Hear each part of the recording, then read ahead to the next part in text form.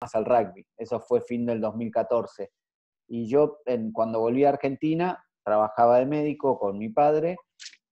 La verdad, hubo un poco de desilusión con el sistema médico argentino, pero eso ya es un tema que es más personal, porque bueno, yo, como vos dijiste, yo estudié en Irlanda y el sistema es totalmente distinto y hay cosas que no es por juzgar ni nada, porque es como es el sistema hoy en Argentina, pero hay cosas que para mí rozan lo poco ético, ¿no? Entonces, eh, me costó y seguramente si no hubiese tenido otra posibilidad, me hubiese tenido que aceptar ese sistema bueno, y llegar a término con esas cosas que me daban vuelta en la cabeza. Por suerte, surgió esta posibilidad de entrenar, me llamaron desde la Unión para, justo empezaba un ciclo de profesionalismo en Argentina con Jaguares y demás.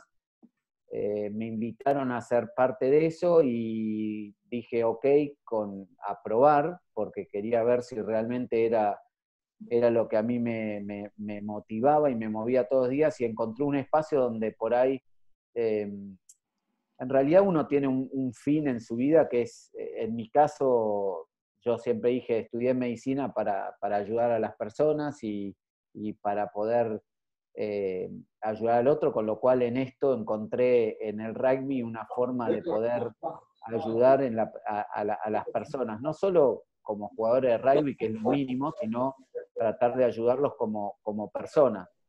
Y encontré un lugar, un espacio espectacular en donde básicamente sin haber estudiado la profesión de maestro, uno es maestro todos los días, ¿no? O por lo menos trata de hacer eso, ¿no? De poder ayudar, empoderar a las personas, de acompañarlos en su crecimiento. Y eso me motivó y la verdad que me enganché, me gustó. Llegó un momento en que en Argentina me di cuenta que si quería crecer en esta profesión tenía que volver a irme afuera. Lo hablé con mi mujer y así le dimos y surgió la oportunidad de volver acá a Lens. Y bueno, acá estamos. Bárbaro. Feli, tu transición de jugador a entrenador, ¿qué me podrías decir? No, la transición más que de jugador es, el rugby, como cualquier deporte, me parece que se vive en plenitud cuando uno es deportista, cuando uno es jugador. O sea, pero no es solo en el rugby, en cualquier deporte, me parece. Con lo cual, yo tuve la suerte, te vuelvo a repetir, de que yo tomé la decisión de cuándo no jugar más. Y no fue que el deporte me dejó a mí o una lesión o algo, sino que yo pude tomar esa decisión. Y cuando uno llega a término con sus decisiones y las madura, es mucho más fácil de aceptarlas. Con lo cual, la etapa de jugador, en el momento en que dije no juego más, se acabó. Y entendía que era una etapa superada o terminada. Lo que sucedió después es que el rugby es muy difícil dejarlo de un día al otro, y siempre digo que cuando dejas de ser jugador tratás de ver de qué manera el rugby te llena, de qué manera te puede seguir llenando, eh, nunca como jugador, pero de la mayor forma posible, ¿no? Y ahí es donde uno empieza, hay gente que se dedica a la medicina en el rugby, otros entrenadores, otros, no sé, periodismo, otros simplemente aficionados, unos les gusta simplemente ver rugby, y a mí, bueno, en esa búsqueda encontré esto de entrenador, y ahí fue donde la transición surgió así. Pero después sí hay cambios, porque la mentalidad cuando uno es jugador es, uno trata de ser lo mejor que uno puede ser en pos de, cuando elige un deporte en conjunto, en pos de algo superior que es el equipo. Pero uno está muy focalizado en uno ser lo mejor que puede ser. Cuando uno es entrenador, ya ese foco no pasa por uno mismo, sino que pasa por todos los chicos que uno entrena. Y trata de ver cómo a esos, en nuestro caso tenemos más o menos 60 profesionales, entre la academia y demás, cómo podés empoderar, cómo podés ayudar a cada uno de esos jugadores. Que dicho sea de paso, son 60 historias distintas, 60 mundos distintos.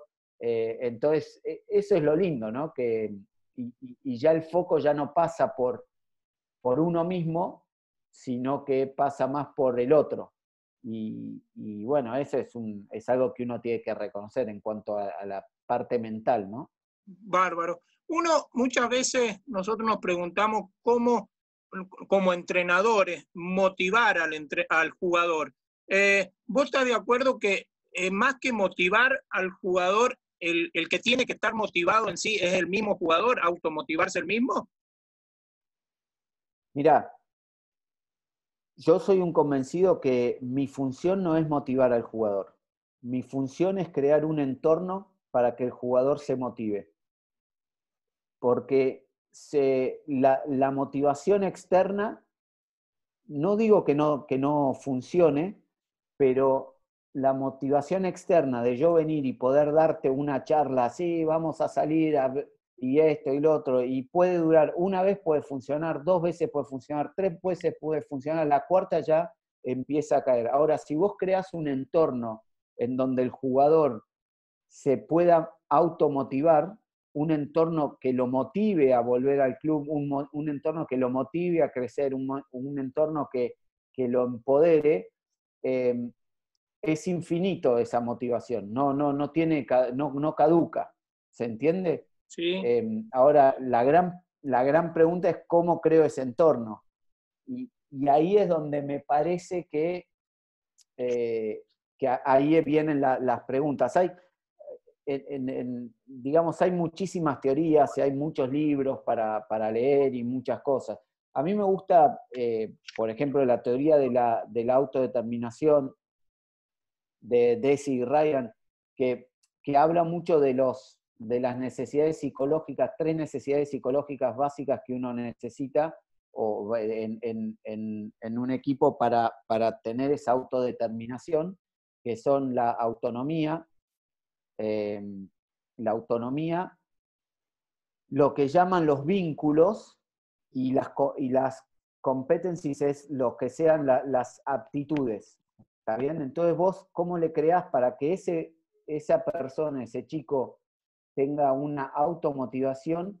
Tenés que tratar de ayudarlo a que tenga autonomía en su desarrollo, que no significa que pueda hacer lo que quiera, porque si no sería una anarquía. Si tengo 60 chicos y todos hacen lo que quieren, es una anarquía. Pero sí tratar de, primero, si hay 2 opciones, darle la opción que el chico elija.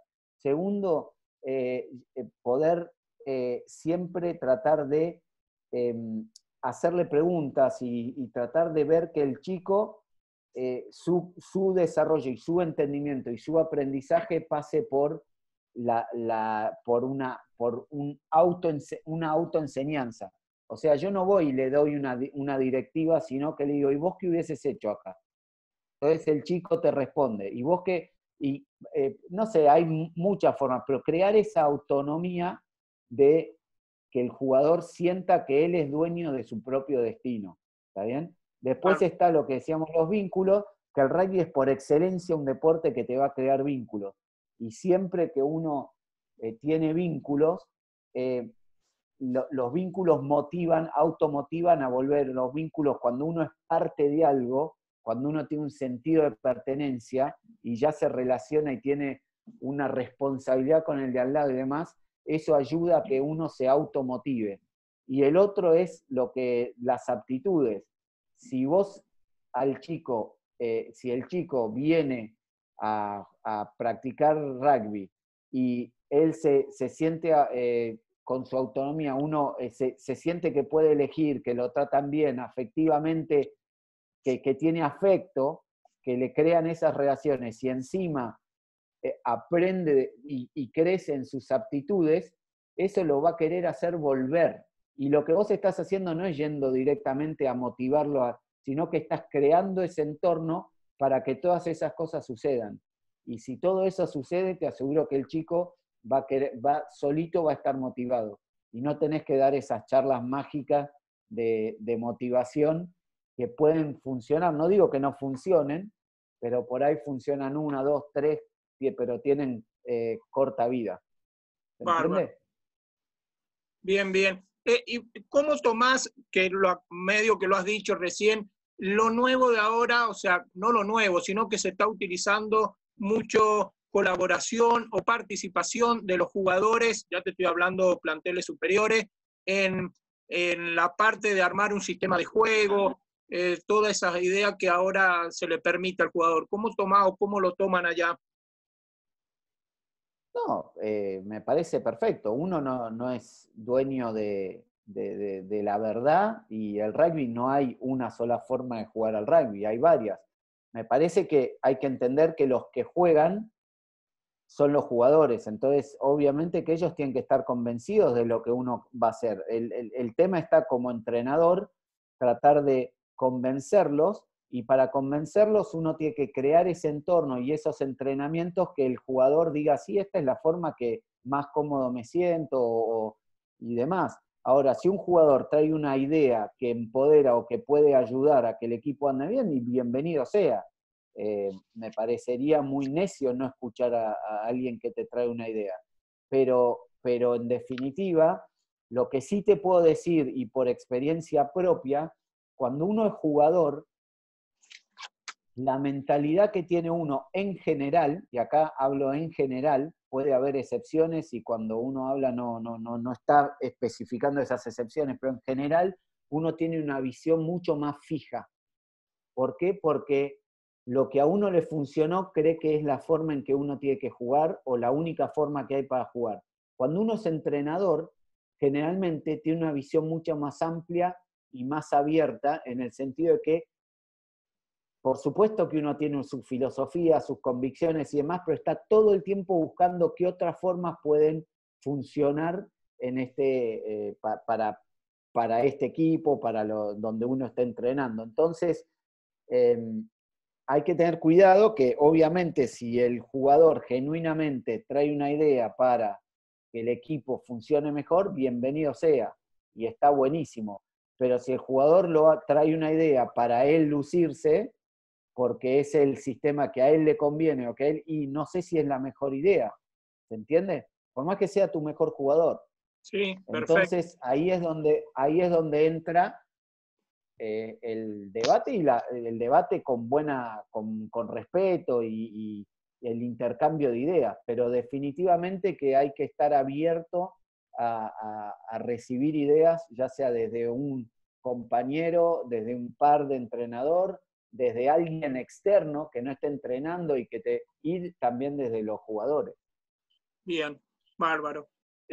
Ustedes, como dijiste, tienen el cuerpo más o menos de 60 jugadores, pero creo que son 45 profesionales y 15 en la academia, ¿puede ser? Más o menos, ese es el número que nosotros manejamos porque tenemos muchos que juegan para Irlanda. Entonces tenemos que tener, a comparación de lo que es un equipo profesional,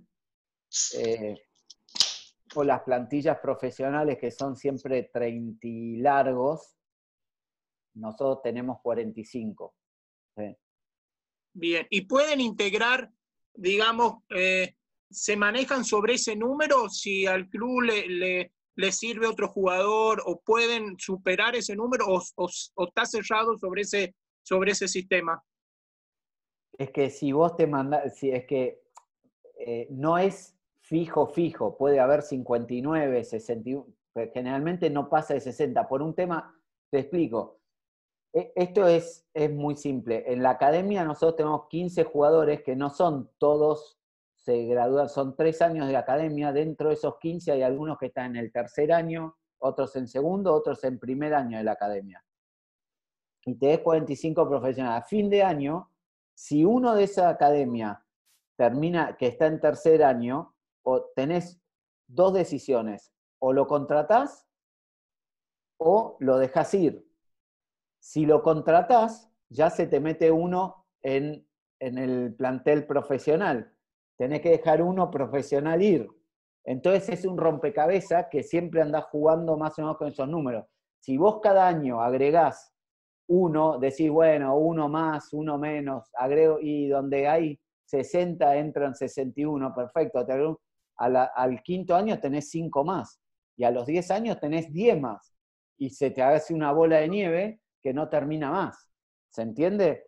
Y no Bárbaro. podés sacar de... Entonces, ese es el balance fino en el cual hay que decir, lo bueno va lo bueno y lo malo. Nosotros lo que sucede con Leinster, el modelo que tiene Leinster a comparación de casi todos los equipos europeos, de ponerle de Francia, de Inglaterra, es que nosotros nos nutrimos casi 100%, no 100%, pero 90%, 95% de la academia. Nosotros tenemos un camino al profesionalismo muy marcado desde Irlanda, porque acá nosotros nos permiten solo tener 3 extranjeros que no puedan jugar para Irlanda y que a veces no, y que no solo eso, que nosotros, por ejemplo, este año no, vamos a tener solo 2 el año que viene, porque uno no se le renueva y no encontramos ningún 12 que pueda cumplir las funciones que nosotros queremos que cumpla, entonces no contratamos a nadie. Pero no es que nosotros nos falta un jugador y decimos, a ver quién es el mejor jugador del mundo, porque los salarios que se pagan acá en Irlanda no, no son tan grandes como los de Francia por ahí. ¿Se entiende? Sí, Entonces, sí. nosotros tenemos un camino muy armado que lo que nos da eso es que este equipo tiene mucha identidad, porque casi todos los chicos, no casi todos, pero el 80% de los chicos que juegan en Leinster son de Dublín o de Irlanda. Entonces imagínate que es como querer jugar para tu equipo donde vos naciste, creciste viendo rugby, es todo lo que aspirás. Le pasa muy parecido a los All Blacks. ¿Se entiende? Que es todo Sí, lo que quieren aspirar. Entonces eso te da un sentido de identidad, de pertenencia muy grande, que por ahí no existe en otros clubes, bárbaro. donde hay más rotación de jugadores. Bien. Feli, bueno, estuviste en el sistema WAR como entrenador, jugador, y ahora estás en Irlanda. ¿Qué notas, o sea, qué diferencia ves de un sistema a otro? Sabemos que el sistema WAR es un sistema nuevo relativamente, pero bueno, ha dado sus buenos resultados. ¿Cómo lo ves a comparación? Mira, lo que hay que entender, me parece, con el rugby argentino, con la UAR y demás, todo lo que hablan del sistema UAR, es que en Argentina estamos 15 años atrasados con el rugby profesional de Europa, mínimo. Entonces, no se puede, hay tiempos que son los tiempos, y no podés en 2, 3, 4 años acortar todos esos 20 años de diferencia que hubo desde que empezaron el profesionalismo en Europa.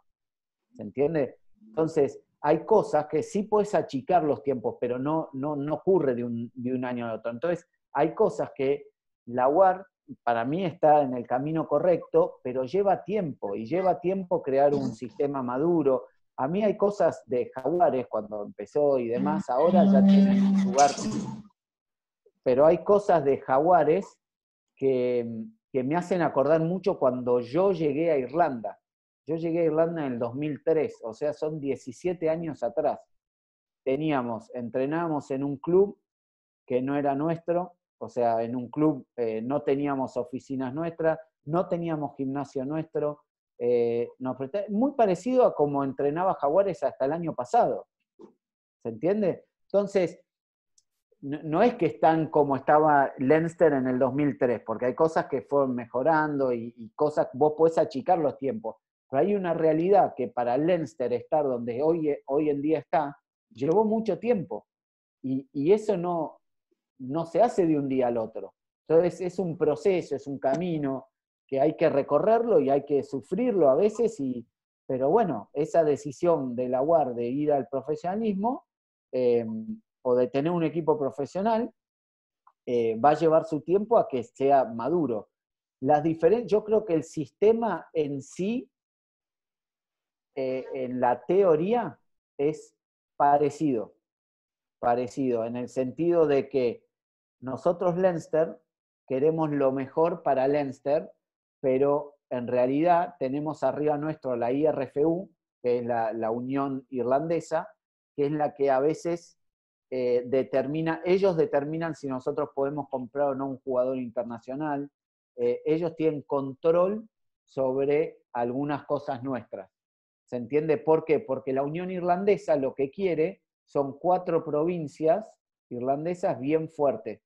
Entonces, y nuestro objetivo es desarrollar jugadores, obviamente que jueguen para Leinster, pero para que lleguen a Irlanda. ¿Se entiende?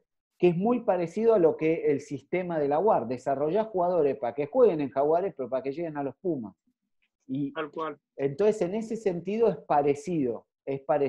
Y el control si bien tenemos cierta autonomía, no es 100% la autonomía que tiene un club, no sé, Racing 92, que depende de un dueño y hace y deshace como quiere.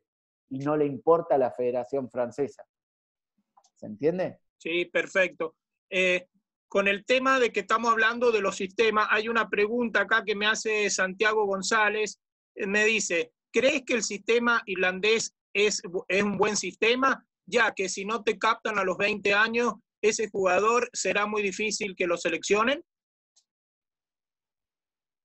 No, primero que no es tan así. No es que si no te captan a los 20 años, ya viene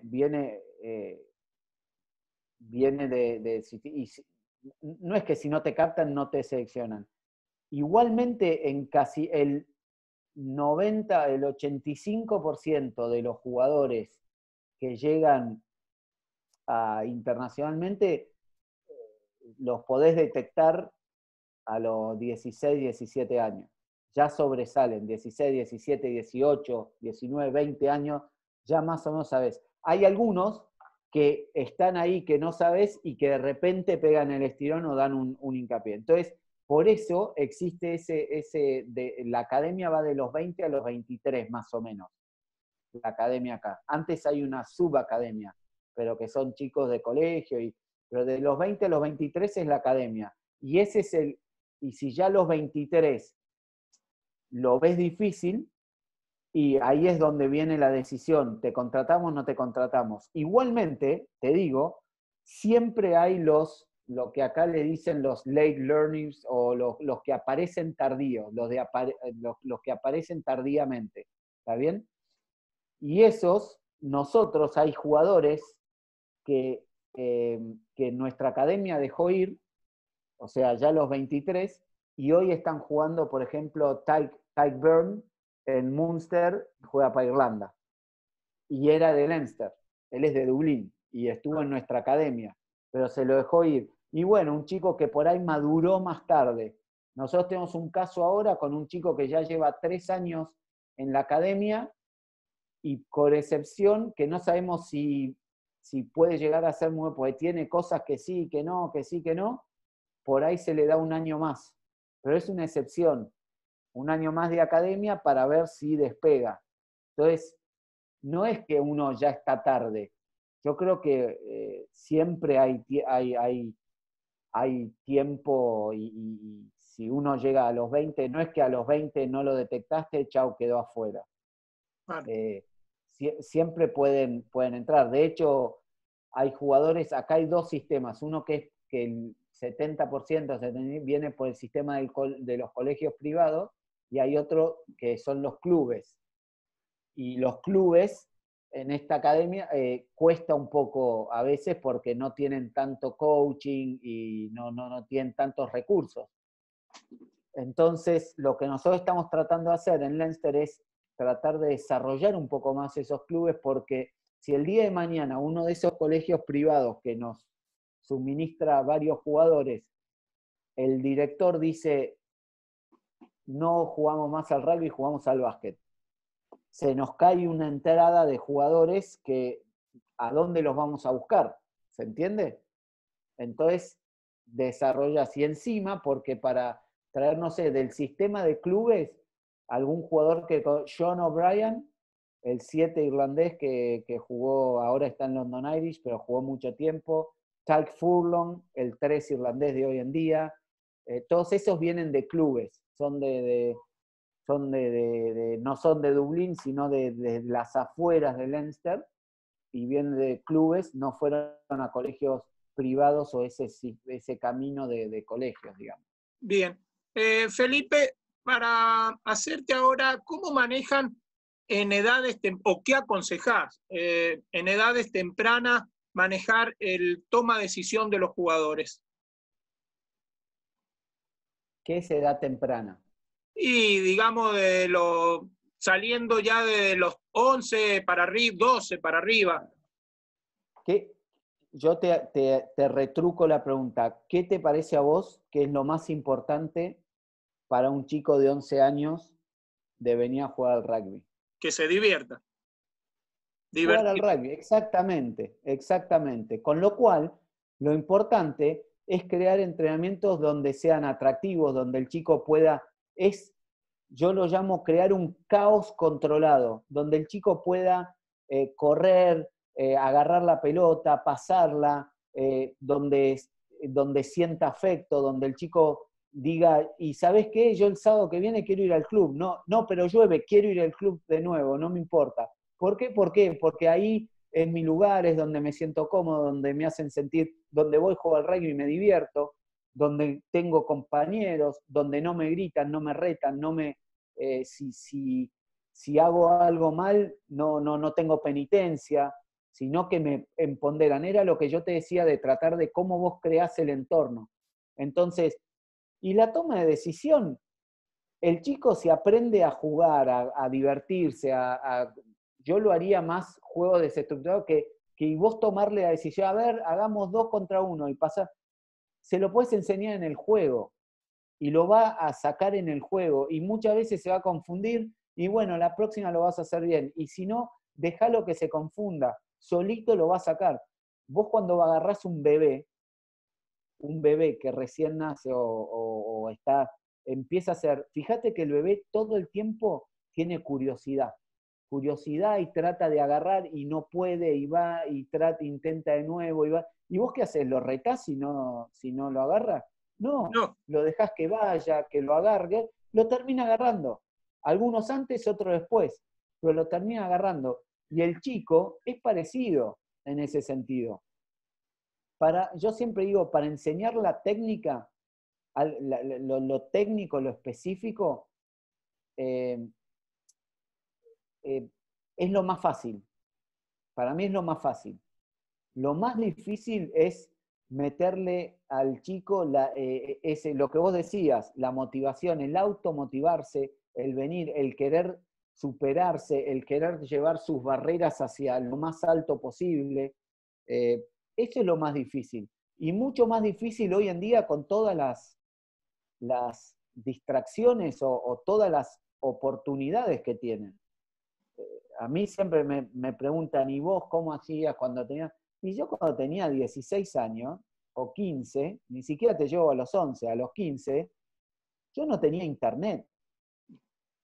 No tenía internet, no tenía teléfono, no tenía 600 canales de televisión, no tenía PlayStation, no tenía WhatsApp, WhatsApp sí, pero sigo sin tener redes sociales, pero no tenía nada de ningún tipo de distracción. Lo único que tenía era una pelota y el campo, iba y pateaba y jugaba y tiraba. Entonces, hoy el entrenador o el educador para esos chicos tiene la contra, por decirlo de alguna manera, porque la tecnología es espectacular, bien utilizada, pero tiene la contra de que tiene que lidiar con esos factores y si un entrenador, si vos ves a un entrenador que todos los sábados los chicos vienen totalmente desaforados a querer jugar y un día de lluvia prefieren ir al club en vez de quedarse jugando a la PlayStation, hacerle un monumento y no lo pierdas más. Ofrecele todo lo que quiera, tercer tiempo gratis, lo que quiera, porque es lo mejor que te puede pasar. ¿Se entiende? porque creó ese interés dentro del chico y ese afecto que es mucho más grande que si sabe pasar o no la pelota a los 11 años. ¿Qué te importa? Si la va a pasar, no te preocupes que tarde o temprano la va a pasar y más adelante se va a perfeccionar. Pero si él tiene esa automotivación y si consigue esa automotivación, lo técnico es lo más fácil, lo técnico específico. Lo más difícil es crear ese entorno, ese ambiente, esa cultura de club, de querer, de que los chicos quieran venir y venir y venir y venir y venir. Tal cual, es lo que vos en nuestra época, bueno, es todo lo que acababa de decir, era quizás hasta podíamos aguantar que el entrenamiento sea más duro, el entrenador, porque no teníamos otra diversión. Ahora los chicos en su casa tienen una zona de confort, tienen todo. Apenas lo hacemos pasar mal y dicen, y me quedo en mi casa. Pero ¿por qué lo tenés que hacer pasar mal? Esa es mi pregunta. No lo hagas pasar mal por eso. para que elija venir en vez de quedarse en su casa. No lo hagas pasar mal. Hacelo pasar bien y después hablamos si se quiere quedar en su casa o no. Pero hacelo pasar bien. Y lo otro es, tampoco comparemos la época. Hoy vivimos en el 2020. Yo me vuelvo loco cuando alguno dice, no, porque en aquel entonces era aquel entonces. Hay que manejarse sobre las realidades de hoy en día y no sobre la historia o lo que pasó, porque muchos te dicen, y sí, no, porque mucho mejor la carreta, sí, ¿sabes qué? Pero hoy la gente va, el auto lo pasó por arriba la carreta, y por más que vos quieras y sigas insistiendo que la carreta es mucho más sano, y bueno, pero hoy estamos en el 2020, ¿entendés? Y es una realidad, que contra las realidades, no sé si podés luchar contra las realidades, tenés que ver cómo las afrontás, cómo le sacás el mayor rédito a la realidad, pero no tratar de cambiar una realidad, porque es una realidad, nos guste o no nos guste. Yo hay cosas que me encantan de la tecnología y otras que digo, y no sé si están buenas, pero bueno, es la realidad. Tal cual.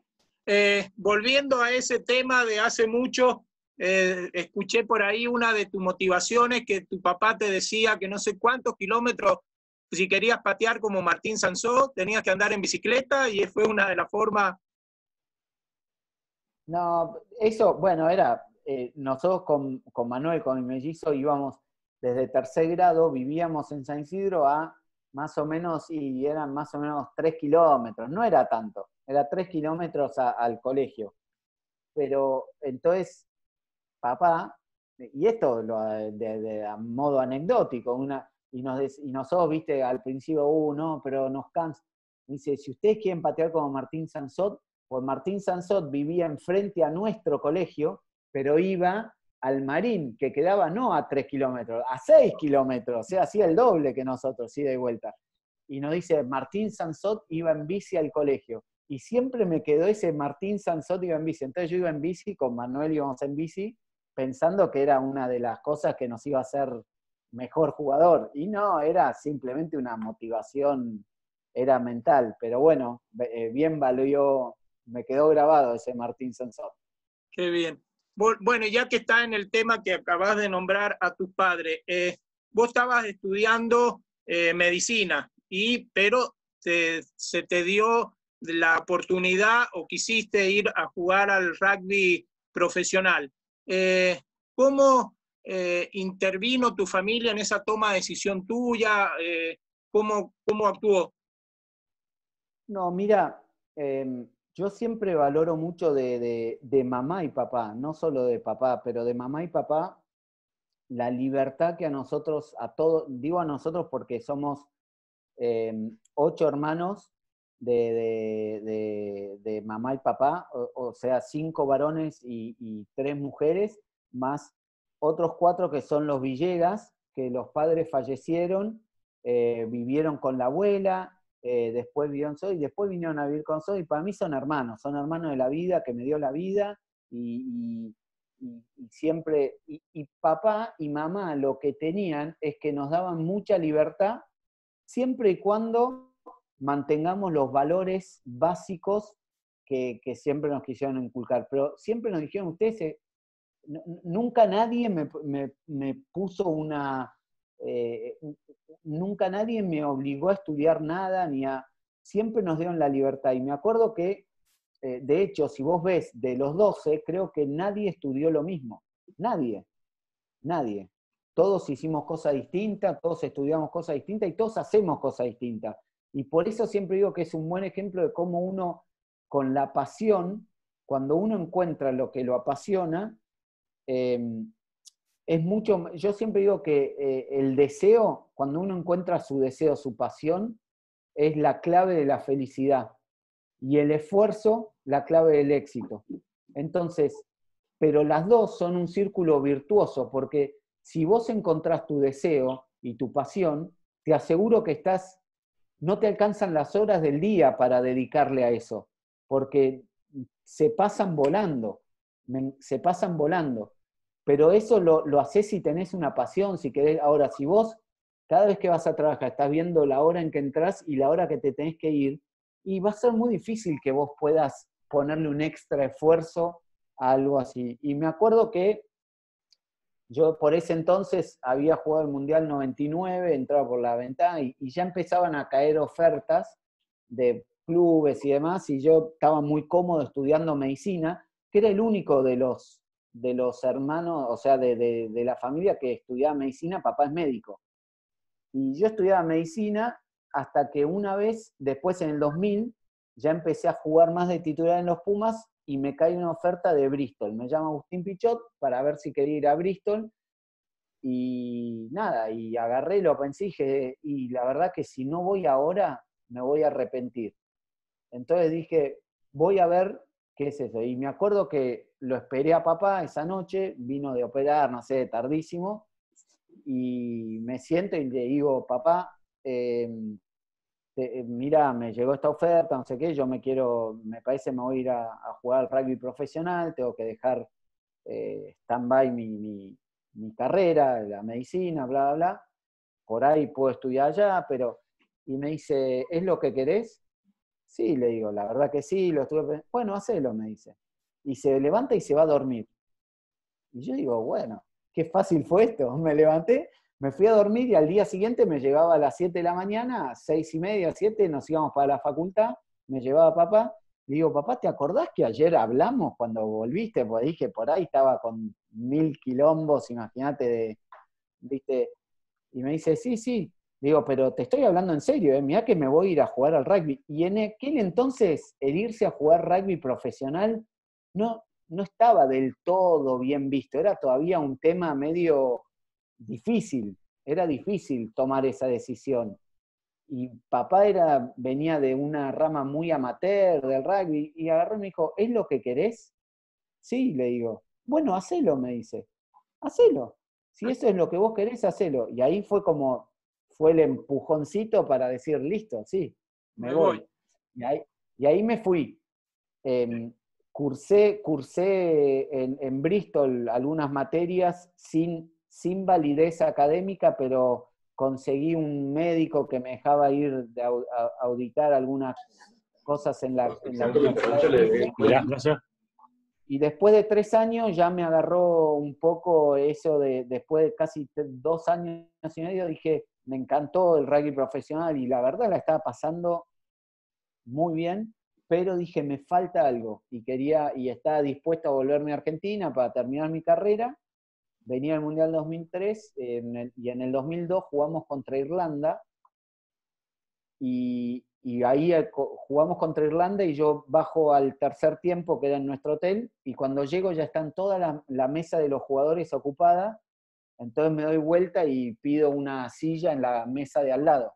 Y me dicen, sí, sí, vení, sentate. Y le digo, no, mira, vengo al postre.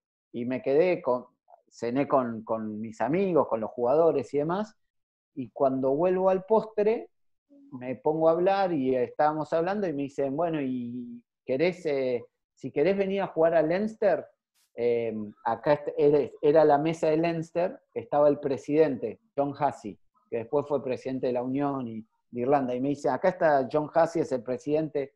Le digo, bueno, si me dejas estudiar medicina, vengo y juego en Leinster. Y agarré la servilleta y le anoté con una virome, le pedí, ¿me das una virome? Le dejé mi número de teléfono y se lo dejé. Y comí el postre y me fui. A los 2 meses me llaman, pues nosotros jugamos contra Leinster en la Copa Europa, en Bristol, me llamaron y me dijeron, mirá, que va, por ahí si puede ir la noche anterior a verte el médico de Leinster, porque por ahí hay una posibilidad. Vino, vio todo lo que había hecho y decidieron que sí, que me dicen, y puede haber una posibilidad. Y recuerdo que primero vine, me entrevisté en la universidad, en el Royal College of Surgeons, y una vez que ellos dieron el visto bueno, ahí recién fui, arreglé mi contrato con Leinster y me vine a jugar a Leinster. Qué bárbaro. Y en base, bueno, a tu carrera de medicina, que me decía, acá hay una pregunta que nos hace, bueno, agradece, que fantástica la entrevista, Manuel Picasso, que dice, ¿qué mensaje o consejo o receta le da a nuestros jugadores que les cuesta administrar sus tiempos? Y dicen, o juego al rugby o estudio. ¿Qué mensaje le darías? Y mirá, no soy quien para dar mensajes. Yo creo que si es tan así, o juego al rugby o estudio, es porque en el medio también hacen otras cosas. Cuando uno... Ahí está entrando. Cuando uno quiere algo... Gente, Fede Gutiérrez, silenciemos. Dale, Fede, ahí está. Cuando uno realmente quiere algo, te vuelvo a repetir, no alcanzan, o sea, las horas se hacen chicle, uno alcanza, tiene tiempo para todo. Lo que pasa es que lo tiene que realmente querer. Entonces mi pregunta es, o por ahí no quiere mucho poner un esfuerzo extra para jugar al rugby, o por ahí tiene una presión y tampoco le gusta tanto lo que estudia como para decir, bueno, juego al rugby y en vez de salir un viernes a la noche o un sábado a la noche me quedo estudiando. Pero son decisiones personales, no es que hay un consejo o... Mira, yo siempre digo, mi mejor rugby en los Pumas y en un club lo jugué del 2003 al 2009. Y no fue casualidad que haya sido en el tiempo en donde yo estaba estudiando, jugando profesional, no me alcanzaban las horas del día. Eso creía yo. Pero fue mi mejor rugby, porque cuando yo iba a entrenar, y después, ahora retrospectivamente, con el librito del lunes, lo que yo decía era, claro, si yo tenía 2 horas para...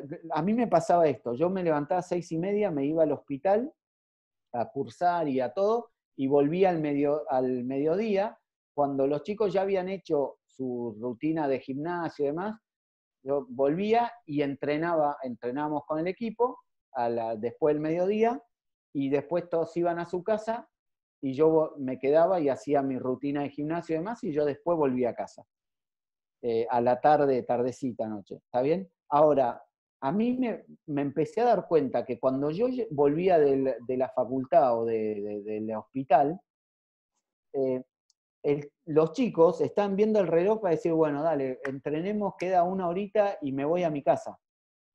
Y para mí esa hora no quería que termine nunca, porque era mi hora de rugby, o hora y media, 2 horas, lo que sea. Entonces, yo le sacaba todo el jugo a esa hora. Y por ahí algunos de los chicos no le sacaban ningún jugo, porque lo único que quería era irse a su casa, en vez de focalizarse, entrenar seriamente. Y eso te lleva a que, obviamente, tenés que cuidarte de no pasarte de rosca y entrar en un burnout, o que se te queme la cabeza, o físicamente te dé, pero si uno lo empieza a hacer, y yo me daba cuenta que las horas mías de rugby le sacaba todo el jugo. Y así es como yo no dejaba nada librado al azar, estaba totalmente comprometido, motivado, porque no quería que termine. Y por ahí el de al lado mío decía, dale, ya termina, en 10 minutos termina, y hacía 3 no-con, pues no le interesaba, porque se quería volver a su casa. Y por eso yo creo que cuando uno encuentra la verdadera pasión, empieza a administrar mucho mejor los días. Y si no, fíjense, cuando uno tiene muchas cosas que hacer, Ahí está. Cuando uno tiene muchas cosas que hacer, generalmente se organiza, encuentra los tiempos. Cuando uno no tiene nada que hacer y tiene día, termina el día y dice, ¿qué hice? No hice nada. Y no hice nada y parece que, se me pasó un día más. Pues no, porque no se organiza, no encuentra el coso. Pero cuando vos estás bien activo y cosas que te interesan y te atraen, el día es enorme. Por eso, eso de estudiar o jugar, yo no lo compro tanto. Por ahí no tiene tanta ganas de jugar y bueno, es válido. Es válido. O por ahí no tiene tantas ganas, lo que estudia no le interesa tanto como para decir, hago el esfuerzo de ir a entrenar y vuelvo y me quedo unas horas estudiando, o no sé. No, Pero, es así. Sobre todo, bueno, ser disciplinado, tener orden, organizarse, que es lo que decimos. Bueno, ahora que estamos en esta época de pandemia, muchos se nos complica o a muchos se les ha complicado este tema de seguir con las actividades de rugby, que ahora lo hacemos mediante este medio, que es algo nuevo para nosotros, que a lo mejor esto nos va a servir ahora para un futuro también. Ustedes yo sé que han seguido, o sea, porque podemos decir, no, estamos en cuarentena, estamos en pandemia, listo, no sé hacer nada, cierro todo acá. Pero yo sé que ustedes han seguido y han estado trabajando conjuntamente con Crusader, ¿puede ser? sí, mira, yo siempre digo que ante un problema hay dos opciones. O uno pone una excusa o uno encuentra una solución.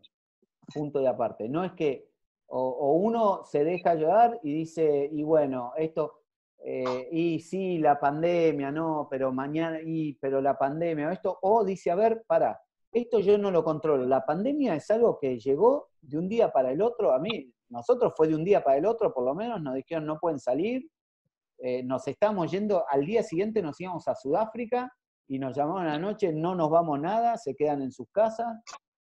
De un día para el otro fue.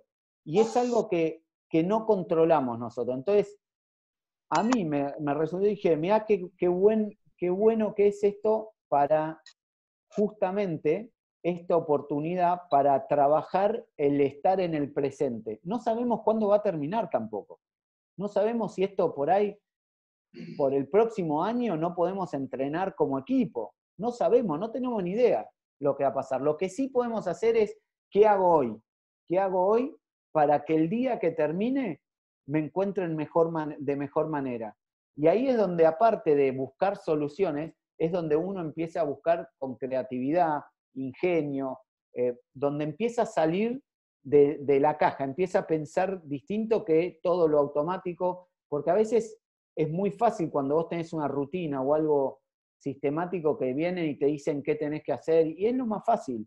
Ahora, cuando vos tenés que hacer tu rutina, es mucho más difícil, o cuando vos tenés que encontrar una solución y requiere un esfuerzo, es más difícil. Ahora, eso es lo que cuando termine la pandemia, yo estoy convencido que a los clubes o la gente o los jugadores que se dejaron estar y pusieron la excusa de, y bueno, hago un poquito, pero es la pandemia, cuando termine me pongo a tiro, nosotros ya vamos a estar adelante, porque nosotros hicimos todo lo que creemos que podemos haber hecho y no dejamos nada librado a decir, bueno, no, esto lo dejo para adelante. Si encontramos una oportunidad, la hacíamos. Y así surgió la oportunidad de Crusaders. Nos cruzamos 4 semanas con ellos información y así en WhatsApp, pero, pero es algo más para utilizar este tiempo que no se ha muerto. Ahora, tampoco hay que hacer cosas por hacer, hay que hacer algo que agregue valor. Por eso hay que usar ingenio y en mi caso a mí me vino bien esto de Crusaders para mayor conocimiento. Yo justo estoy haciendo una diplomatura, así que me vino bárbaro. Tengo que ahora terminar en 2 semanas, tengo que presentar el paper. Y entonces todas esas cosas, le buscas el lado positivo y le buscas la solución y no te quedás en la excusa o en, bueno, o en buscar lo negativo. Pero eso es en todo, ¿no? Con la pandemia. Me parece que yo siempre digo que los problemas no son problemas, son oportunidades. Y es como uno lo quiera ver. Es una oportunidad o para aprender algo nuevo, o para crecer, o para lo mismo en las crisis, son todas oportunidades, no son problemas. Ahora, si uno los quiere ver como un problema, y son un problemazo, porque uno no va a salir de lo negativo y pensando, pero si uno lo ve como una oportunidad, siempre le encuentra algo que puede llevarlo a mejorar, a ser mejor persona, a crecer como en su disciplina o en lo que sea. Te estás silenciado, Guillermo. Sí, por silenciar a todos, perdón. En este cruce de entrenamiento con los Crusaders, ¿y quién ganó más o quién encontró mejores, mejores ataques o mejor defensa de un lado o del otro? ¿Cómo llegaron las debilidades? No, para mí no es quién gana, quién pierde, no es tan así. Yo para mí cada uno le saca el provecho y me parece que lo importante es eh, poder haber aprendido cosas. Hay cosas que hacen ellos que por ahí nos pueden servir y hay cosas que por ahí nosotros no las podemos hacer porque tenemos distintos sistemas, muchísimas cosas distintas. No, no pasa por ganar o perder, para mí es agregar valor a algo. Y de nuevo te digo, para mí no hay una forma única de jugar al rugby. Yo puedo tener la forma que para mí es lo que yo siento como siento que es mi filosofía, que me gusta y demás, pero no significa que sea la forma y la única, la verdad absoluta. ¿Se entiende? No hay, el rugby no es que hay algo correcto o incorrecto. Hay distintas maneras y después está en convencer a tus jugadores, convencer a tu staff, convencer a la gente de que la forma en que lo hacemos va a ser lo mejor para nosotros. Porque a veces, yo te doy un ejemplo, eh, la filosofía mía de juego, la que a mí me gusta, yo sé que hay en equipos en los cuales yo no la podría hacer. Y el gran desafío mío, o que yo encuentro como gran desafío, es que tengo yo la plasticidad mental y la plasticidad para ir a un equipo que por ahí no tiene las características que para jugar el juego que yo quiero y poder adaptarme a su cultura de juego, a sus características y sacarlo lo mejor que puede ser? Es una gran pregunta. Yo te doy un ejemplo, Eddie Jones. Eddie Jones te puede gustar como persona o no, yo no lo conozco mucho, más allá de, hay cosas, algunos escuchan muy buenas cosas, otras muy malas, suena muy arrogante viéndolo de afuera. Ahora, como entrenador, si vos ves, en el 2003 llegó a la final con Australia jugando a lo Australia. Y era el equipo, era Australia en su mejor versión. Jugaban bien a lo australiano. 2007 llega a la final con Sudáfrica como asistente de Jake White y no le quiso cambiar ni una coma al planteo sudafricano, pero lo empoderó y lo llevó a ser mejor en el estilo sudafricano. 2015 jugó con Japón un mundial, le gana a Sudáfrica jugando a lo japonés, tirando la pelota para todos lados, revoleándola. Y hoy llega a una final con Inglaterra y yo hace mucho que no veo a Inglaterra jugar como el tradicional Inglaterra. Scrum, o sea, scrum y line, posesión, pelota arriba, patada y presión y defensa. Y después, una vez que estamos en el campo de ellos, ahí jugamos. Pero es lo más Inglaterra que vi desde hace tiempo. Desde hace tiempo. Entonces el tipo, te das cuenta que tiene una plasticidad para decir, bueno, a ver, la cultura, la historia de este equipo, ¿por dónde nos lleva? Ok, yo puedo adaptarme a esto y puedo hacer, porque él entiende que el rugby no es su manera. Estoy seguro que si vos hablas cuál es su filosofía, cuál es su mejor, y probablemente te diga como Australia, porque él es australiano y ahora, sí, como Australia si entrenás a Australia, y como Inglaterra si entrenás a Inglaterra, y como Sudáfrica si entrenás a Sudáfrica. ¿Se entiende? Sí. Entonces, ahí hay que siempre ver qué podés adoptar de las distintas personas para mí no está bueno copiar, sí está bueno aprender, adoptar, empaparte de conocimiento para después ver cómo lo podés aplicar o no, por ahí no lo podés aplicar, a tus propios medios y tus Sí, o posibilidades. saber con qué disponés o qué tenés. Exacto, exacto. Bien, buenísimo. Volviendo un poco a este tema de los sistemas, no a plantel superior, ¿a qué edad vos más o menos dirías manejar un sistema? ¿A 15, 16, 17, 19 años? O sea, en los 15 y 16, ¿manejarías más un sistema o jugarías más con el toma de decisión y un juego más improvisado y desordenado que lo hagan los mismos chicos? Te la respondiste vos. Opción 2, que jueguen.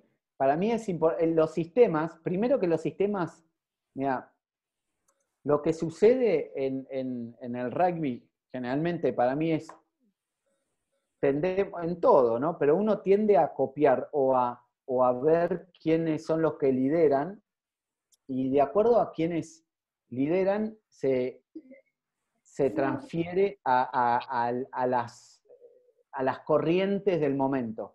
Yo creo que por los próximos 2, 3, 4 años, las defensas van a cobrar mucha más importancia que el ataque. ¿Por qué? Porque Sudáfrica e Inglaterra llegaron a la final del mundo y salieron campeones del mundo. Lo mismo pasó después del 2007.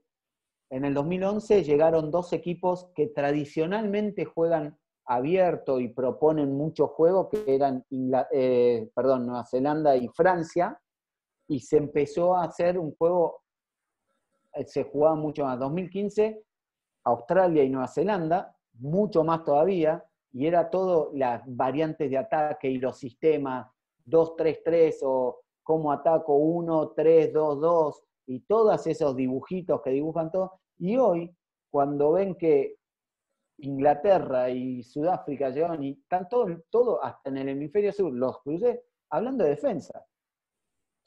Y vos decís, ¿qué pasó? Y llegaron dos equipos defensivos a la final. Entonces, ya plantea un poco cómo uno va, y de nuevo, es lo que pasa. Entonces vos no podés negar o decir, bueno, pero lo hacen, entonces yo voy a hacer lo contrario. No, si no tenés un buen sistema defensivo, posiblemente hasta las reglas empiecen a favorecer un poco las defensas, qué sé yo, no sé. Bien. Con lo cual me parece que los sistemas, yo no me metería mucho en sistemas. Dale libertad al jugador que pueda, siempre con un orden, ¿no? Con un orden, que si quieren, si son un juego que van a jugar algo a penetrar, y bueno, penetren, chicos, corran para adelante, esquiven, pasen la pelota. Si vas a jugar a lo ancho y es tu idiosincrasia y tu filosofía de juego es jugar, y bueno, hay que siempre yendo para adelante, pero desplazando la pelota más hacia las puntas, con dinámica. Eso depende, pero no, son más filosofías más que sistemas. No se cierren tanto en los sistemas. Bien. Te hago una pregunta, Feli, con este tema de que hay a veces en el rugby un constante cambio o de modificaciones de reglas, que las reglas, lo que son derivadas en el tackle, todo eso para seguridad del jugador me parecen bárbaras, pero hay otras que hacen para que darle más continuidad al ataque. ¿Vos crees que nos favorece eso o es falta tendrían que tener un poco más de creatividad los entrenadores en buscar esos espacios? No, hay dos temas que creo que el rugby, esto es lo complicado del rugby, por eso para mí no es tan popular como el fútbol. Si vos te fijás, el fútbol y el rugby son, en cuanto a necesidades, son parecidos. Necesitas un campo verde, postes, uno que tiene los arcos de fútbol, otro con las H, una pelota, y uno son 11 jugadores y el otro 15 por lado. ¿Está bien? El tema es que el fútbol es muy simple de entender, muy simple. La única regla, y hasta ahí complicada, y que la están debatiendo para ver cómo hacen por el VAR y demás, es la del offside. Pero tiene una regla complicada. El rugby tiene 200.000 reglas. ¿Está bien? Y como todo, en toda sociedad, hecha la regla, hecha la trampa, lamentablemente. Entonces hay entrenadores que en vez de jugar hacia las reglas, buscan cómo pueden ir por el costadito de esa regla. Y eso genera que se empiezan a ensuciar esas reglas. Entonces, no es que hay mucho cambio de regla, empieza la interpretación a la regla. Y cada tanto cambia esa interpretación porque, no, ahora estamos... el breakdown o el rack no cambió nunca la regla del rack, pero la interpretación cambió 200 veces. Y ahora va a volver a lo que ahora hay un coso de expertos, un comité de expertos viendo ciertas reglas y llegaron a la conclusión que dijeron no hay que cambiar las reglas, hay que interpretarlas, van a interpretarlas de nuevo distinto. ¿Por qué? Porque hay tipos haciendo trampa, te entran por el costadito, entonces ahora van a hacerlo más, tenés que entrar con las caderas perpendiculares, no sé. Entonces todo, no es que cambió la regla. Hay algunas que sí cambiaron por seguridad o tratan de... Pero el tackle alto, que hoy se penaliza mucho, no estaba permitido antes tampoco. Claro. No cambió la regla, cambió la interpretación y quieren bajarlo. Entonces vos cambiás la interpretación y decís, y antes alto era acá, después fue acá y ahora va a ser acá, porque quiero bajar el tackle. Pero en ningún momento cambia el escrito de la regla del tackle. En ningún momento.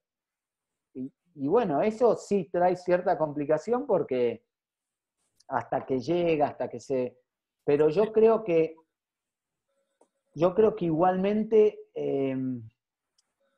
siempre se trata es por un bien para mejorar el deporte, para que tenga más atracción, para que tenga más gente que lo pueda entender, para simplificar. Pero bueno, no es fácil, porque te vuelvo a repetir, hasta el más alto nivel, siempre entrenadores tratando de buscar quebrar esa regla. Seguro. Ahí, Aníbal Arabel quiere hacer una pregunta. Dale, Aníbal, te habilito. Hola Felipe, ¿cómo estás? Hola, Aníbal. Bueno, primero agradecerte por esta oportunidad que nos das de tenerte en esta charla íntima de club y agradecerle a Fernando Villegas y a Francisco, primo y tío, que nos dieron la oportunidad de llegar a vos. Dos cosas. Una, la primera esto es más para sacarte un poco de la estructura de técnica y táctica del rugby, que fue en aquellas épocas, no sé si alguna vez pudieron jugar en contra con los Villegas, sé que gente del SIG, ustedes de Newman, ¿cómo eran esas mesas? No, con Santi Villegas, Santi es de mi misma edad. De hecho, jugamos mucho en contra y él jugaba de 10 también. Un virtuoso, entendía el juego como a ninguno, pero un vago total. No le gustaba mucho el esfuerzo, pero muy buen jugador. Y jugábamos mucho en contra. De hecho, gracias a ese lazo y demás, hoy nosotros, esas dos camadas, la de Newman y la del SIC, de la 77, somos muy amigos, tenemos mucha amistad entre los exjugadores, bueno, entre ellos. Pero sí, no, nada, Newman y SIC salíamos siempre perdiendo. O sea, no en nuestra camada, sino que después en general SIC es creo que el equipo más campeón de la historia, o el casi SIC, y Newman no salimos campeón nunca, así que imagínate que no se podía ni empezar a hablar con el SIC, pero no, creo que siempre creo que muy bien, me parece que yo, mira, al Beco, al padre de los chicos, no llegué a conocerlo tanto, pero lo poco que lo conocí me marcó mucho. Él era, de hecho, una de las razones por las que soy de Independiente. El Beco siempre nos inculcó de Independiente, nos entrenaba, nosotros jugamos el campeonato de fútbol del SIC, después de que sigue existiendo, después de la temporada de rugby, y el Beco era el entrenador era entrenador nuestro. Después Santi se fue con sus amigos a jugar a Estudiantes, pero el Beco seguía entrenándonos a nosotros, a Manuel, a mí, a todos los que jugamos con Independiente. Y me parece que siempre dejó eso, me parece que los chicos lo acarrean, ¿viste? Como, especialmente el más chico, Joaco, es un estudioso. Joaco lo vivió muy poco al Beco, pero yo digo, lo que es la genética y lo que es la sangre, porque es un estudioso del rugby, nos pasamos horas charlando, el otro día tuve un Zoom personal con él, pues siempre está queriendo saber, y un tipo que piensa mucho y lo veo muy con su cabeza más. Santi me parece salió más amaricha, más loco, pero bueno. Qué linda historia. Y la otra pregunta era, porque la verdad que hay pocos casos, creo yo, a nivel mundial, no recuerdo, a lo mejor en Nueva Zelanda, con los hermanos Abea, pero ¿qué sensación tuviste o seguís teniendo recuerdos de jugar ese gran mundial junto a Manuel, ganar, por ejemplo, 2 partidos a Francia, Irlanda, esas sensaciones sí, pre y post partido, ¿no? Sí, yo siempre digo que, no sé por qué, pero por ahí nosotros lo vivimos muy natural, y yo sé que hoy cuando lo reviso y lo ves estadísticamente es una locura que hayamos jugado 2 hermanos, 2 mellizos, o sea, un par de mellizos, 3 mundiales juntos, no existe. Sí hay muchos hermanos que han jugado, y hasta mellizos, los Underwood y demás mundiales, pero 3 mundiales no, y nosotros lo vivimos con mucha naturalidad. Que hoy lo veo y siempre digo, cuando me preguntan cuál es lo más lindo que te dio el rugby y demás, y siempre lo pongo ahí arriba, el haber podido compartir 3 mundiales con mi hermano. Son algo que por ahí uno lo daba tan o lo vivimos tan naturalmente que es totalmente antinatural, pero lo vivimos así. Y no sé, yo siempre digo, tuve la suerte porque lo que sucede cuando vos vas a un seleccionado, los Pumas, por ejemplo, es que vos vas a jugar con los mejores. Y en un partido entran 15 y 8, en este caso 8 van al banco, y después quedan otros que están de saco y corbata. Y cuando vos no jugás, es natural, imagínate que están los 30 mejores. Entonces, están todos acostumbrados a jugar en sus equipos. Pero cuando vos no jugás, es muy natural que alguno se decaiga o te agarre un poco bajón. Y si a mí alguna vez me tocó no jugar y demás, estaba Manuel, ¿entendés? Y él se daba cuenta así, enseguida. En cambio, entre los pares, cuando vos no jugás tu desgracia, hay otro que la está pasando bárbaro porque fue elegido para jugar. Y es muy difícil tener que alguien que está en su mejor momento, pasándola, disfrutando y con la cabeza para jugar y demás, que diga, uy, pará, él está mal. No se dan cuenta cuando uno está bajo, ¿se entiende? Pero con nosotros esa ayuda era tan natural, o cuando uno se lesionaba, o cuando le pasaba algo mal, o tenías un mal partido, enseguida estaba tu hermano, que se daba cuenta, uy, este está en la peor, vamos a bancarlo, ¿entendés? Entonces eso para mí fue una ayuda enorme, o por lo menos así lo viví yo en toda mi carrera. Y te vuelvo a repetir, lo vivimos muy naturalmente, pero es algo rarísimo, sí. Es muy raro, gracias. Bárbaro, buenísimo. Si alguno quiere hacer una pregunta, me levanta la mano, me la escribe Dale, por el chat. Feli, si tendrías que agregarle o mejorarle algo al rugby argentino, ¿qué sería? ¿En qué sentido? En juego, digamos en ataque. ¿Qué le agregarías? ¿A los Pumas? Sí. No. Justamente el ataque no es tan malo. Me parece que atacan bastante bien. Son peligrosos los Pumas. Yo lo que sí, que es algo que creo que Mario, y hablando con Mario también lo sabe y lo entiende, te vuelvo a repetir, nuestro ADN, ¿cuál es el ADN de los Pumas históricamente? El tackle, el scrum, la defensa. Ok.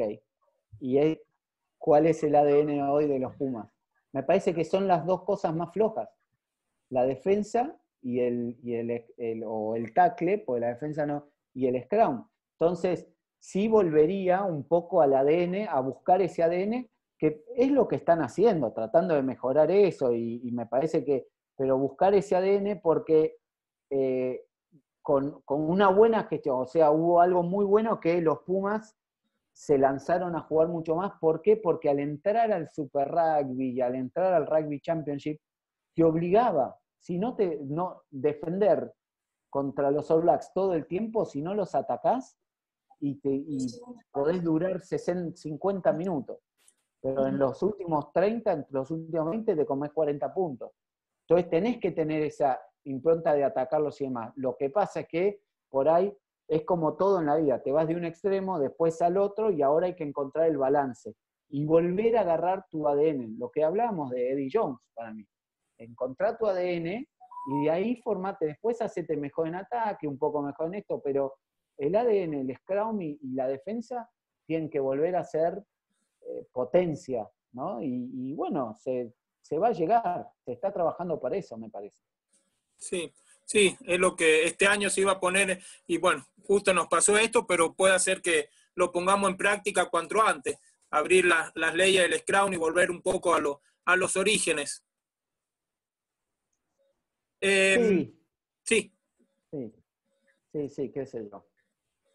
Dale, vamos que acá ya es bastante más tarde que allá. Sí. A ver, hago la última pregunta acá. ¿Por qué crees que Leicester es uno de los equipos top de Europa? ¿Qué lo hace distinto? Santiago González pregunta.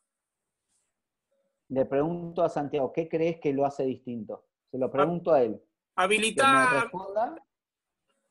Que me responda y después le digo yo por qué creo que...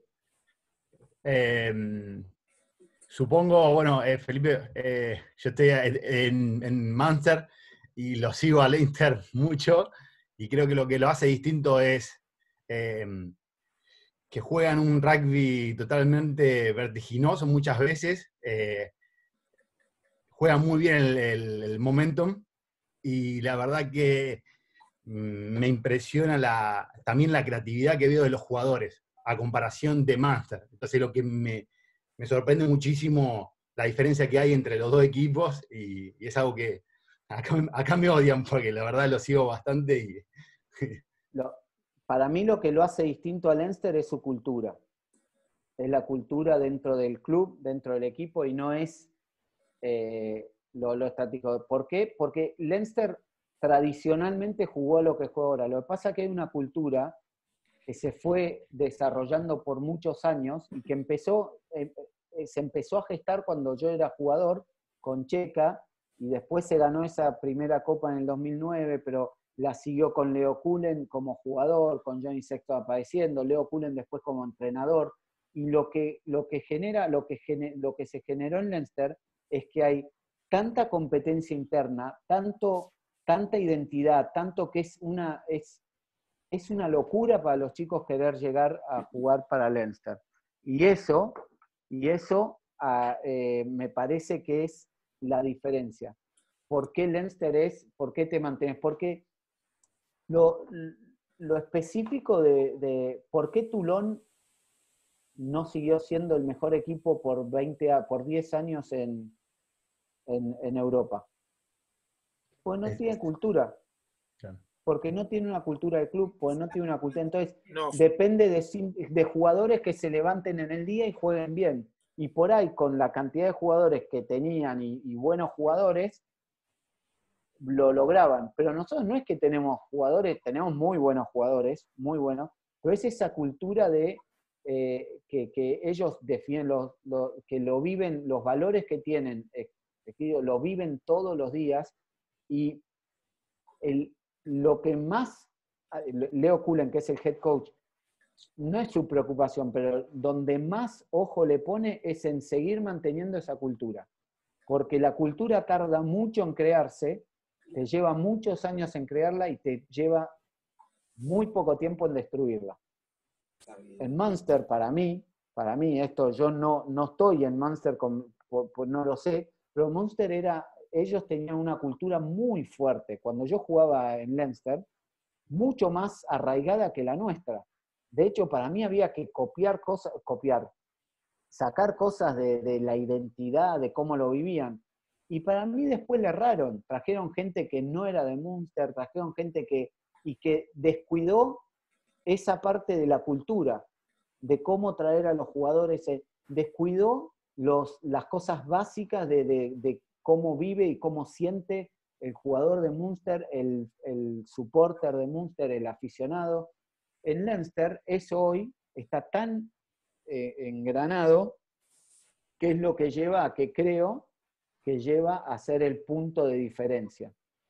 Y no es lo técnico. Pues después sí es verdad, entrenamos muy bien y jugamos muy bien, pero es la cultura lo que te lleva a cuando todos están respirando lo mismo. Y si vos vas a los grandes equipos, buscás en la historia grandes equipos y todos te van a decir que la diferencia no eran las jugadas que tenían, el gimnasio que tenían, la mejor cancha, era la cultura. Eran crear una cultura, un entorno en donde pueda el jugador expresarse a su mejor, llegar a su mejor expresión. Y cuando todos llegan a su mejor expresión, llegás a tu potencial, llegás a la mejor expresión del equipo, llegás a la mejor, y ahí, recién ahí, se puede sostener, ¿se entiende? Pero si no, para mí lo otro pasa, va, viene, jugás un año bien, otro sale. De 10. Bueno, vamos a ir dejándolo tranquilo a Feli. Felipe, sinceramente, nos ha hecho pasar un día de la patria de 10, lindo, entretenido, y más los cabezas de guinda como nosotros, un día de la patria excelente. Así que agradecer también a Francisco y a Fernando Villega que lograron hacer esta conexión tan linda que hoy salió. Bueno, y eternamente agradecido, Feli. No, bueno, gracias a ustedes por la oportunidad y bueno, nada, sigan creciendo, sigan disfrutando y metiéndole. Bien, pueden habilitar los micrófonos, los saludamos a Felipe y damos por finalizada la reunión. Chao, Feli, muchas gracias. Gracias, Felipe. Muchas gracias, Felipe. Muchas gracias, Felipe, muy linda la charla. Gracias. Grande. Gracias. Gracias, Felipe.